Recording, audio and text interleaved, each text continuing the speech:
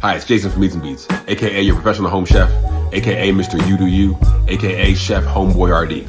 And while I've definitely eaten SpaghettiOs from a can, for most of my childhood, I grew up eating what probably most people were eating, dried box pasta. To be clear, there's absolutely nothing wrong with dried pasta. I still eat it to this day. To this day!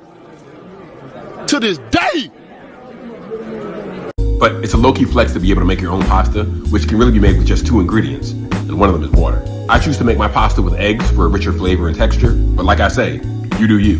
One of the first pastas that I learned to make myself was ravioli, which I feel like is worth it, simply because it's infinitely customizable. Basically, whatever you want to put inside as a filling, you can. Again, you do you. I went custom on both the pasta and the filling for today's episode, butternut squash ravioli.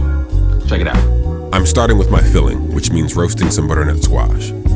Cut side down at 400 degrees for 30 minutes and let it cool. Next, I grate some mozzarella, never buy shredded cheese, and combine it with some ricotta. After a good mix, you know we gotta season that cheese.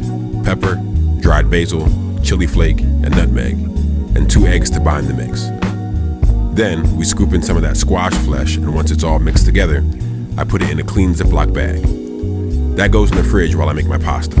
I picked some greens from the garden, blanched them, and then blended it up. I almost always use semolina flour for my pasta because I prefer that texture over all-purpose flour. A little salt, and then I separate egg yolks into my blended greens.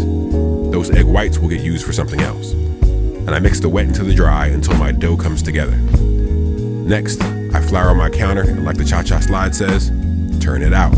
The dough gets kneaded thoroughly until it feels springy to my hands. Then, I flatten it into a disc, wrap it in plastic, and put it in the fridge to rest.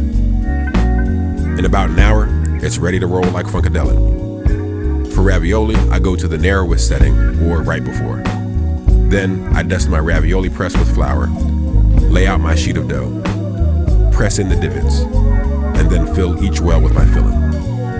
I used to spoon it in, but I've since sped up this process by cutting a corner out of the Ziploc and squeezing it like a pastry bag. Then it gets covered with the top sheet, and I use a rolling pin to seal and crimp them closed.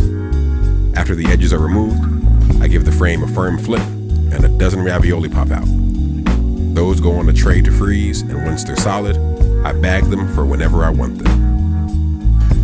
From frozen, these will need to boil for just about 5 minutes until they're ready to eat. Now all that's left is to pick a sauce. Maybe that fennel sauce from episode 58? What would you pick for these? You let me know in the comments. For this recipe and all my others, head over to my Substack.